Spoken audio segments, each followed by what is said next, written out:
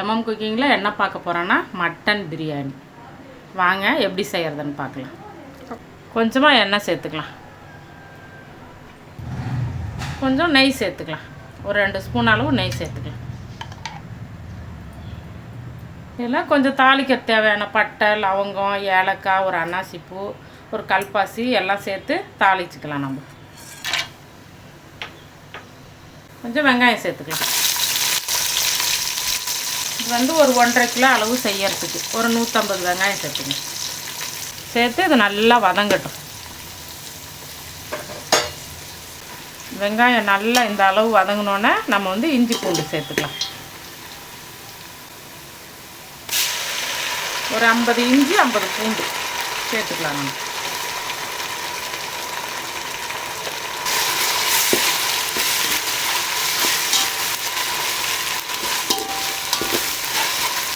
ஒரு கை புதினா சேர்த்துக்கணும், ஒரு கை கொத்தமல்லி.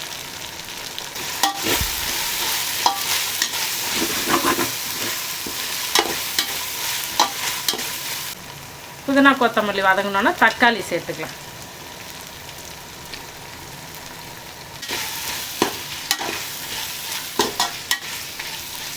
இப்போ மசாலா சேர்த்துக்கலாம். கொஞ்சமாக மஞ்சத்தூள் சேர்த்துக்கங்க, வெறும் மிளகாத்தூள் ஒரு 2 ஸ்பூன் அளவு சேர்த்துக்கணும். அதே ஸ்பூனில் ஒரு 2 ஸ்பூன் அளவு பிரியாணி மசாலா சேர்த்துங்க.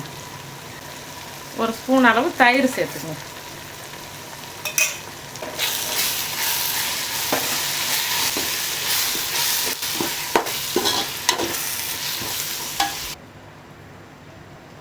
கறி வந்து மட்டன் 1 கிலோ வாங்கி இல்லை கொஞ்சமாக உப்பு மட்டும் சேர்த்து ஒரு 1/2 ஸ்பூன் மஞ்சத்தூள் சேர்த்து ஒரு 4-5 விசில் வச்சு எடுத்து வச்சுருக்கேன். இதை இப்போ நம்ம அந்த மசாலாவோட சேர்த்துக்கலாம். இப்போ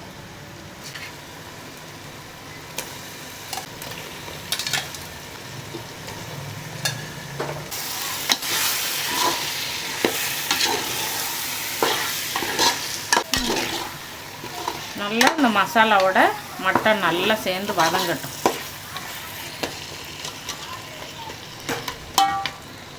இந்த மட்டன் பிரியாணிக்கு எப்பயுமே கொஞ்சம் தேங்காய் பால் சேர்த்துக்கங்க. நம்ம தண்ணி ஊற்றுற அளவை குறைச்சிக்கிட்டு தேங்காய் பால் சேர்த்துங்க. எப்போவுமே பாசுமதி அரிசிக்கு 1 கிளாஸ் அரிசினா 2 கிளாஸ் தண்ணி ஊற்றுவோம். அதே மாதிரி நீங்கள் சேர்த்துக்கங்க. நான் 3 கிளாஸ் எடுத்துருக்கேன், அதுக்கு 6 கிளாஸ் அளவு தண்ணி ஊற்றிக்கிறேன். இந்த தேங்காய் பால் சேர்த்து செய்யலை இந்த மட்டன் பிரியாணி வந்து நல்ல டேஸ்ட்டாக இருக்கும். எப்பயுமே மட்டன் பிரியாணியில் தேங்காய் பால் சேர்த்து செய்யுங்க, டேஸ்ட்டும் நல்லாயிருக்கும், அருமையாக இருக்கும் சாப்பிட்றதுக்கு. இப்போ இதுக்குள்ளே தண்ணியை சேர்த்துக்கிறேன் நான். இது வந்து மட்டன் வேக வச்ச தண்ணி.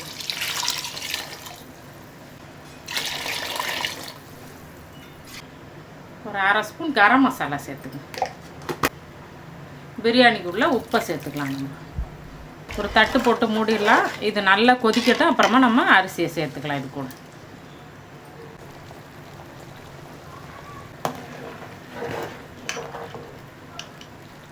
தண்ணி நல்லா கொதிச்சிருச்சு. இப்போ நம்ம அரிசியை சேர்த்துக்கலாம்.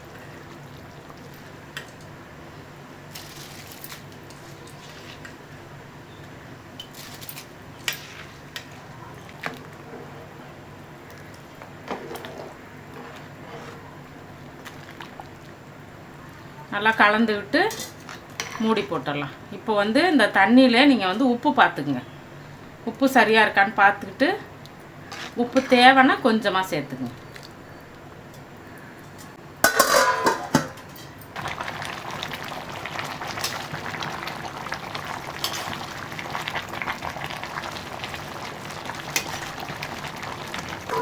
அரிசி உடையாமல் எப்படி கிண்டி கொடுங்க. இன்னும் கொஞ்சம் தண்ணி வற்றினோன்னே நம்ம தம்மில் போட்டுடலாம். இந்த சமயத்தில் நம்ம ஒரு லெமன் அளவுக்கு புளிஞ்சிக்கலாம். ஒன்று நல்லா சாறு எடுத்து இப்படி புளிஞ்சு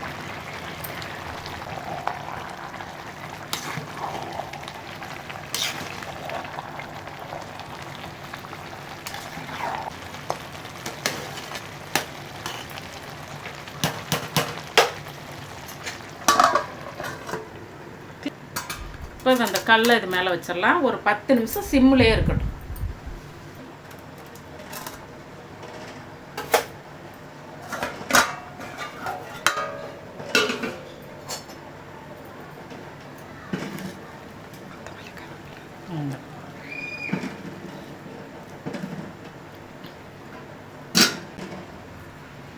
மேலே கொஞ்சமாக புதினா கொத்தமல்லி சேர்த்துக்கலாம்.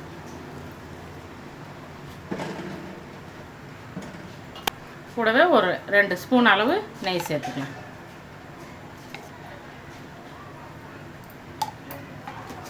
அப்படி கிண்டுது. நம்மளோட மட்டன் பிரியாணி ஜூஸியாக சூப்பராக ரெடி ஆயிடுச்சு. நீங்களும் உங்கள் வீட்டில் செஞ்சு சாப்பிட்டு பார்த்துட்டு எப்படி இருக்குங்கிறத கமெண்ட்டில் சொல்லுங்கள்.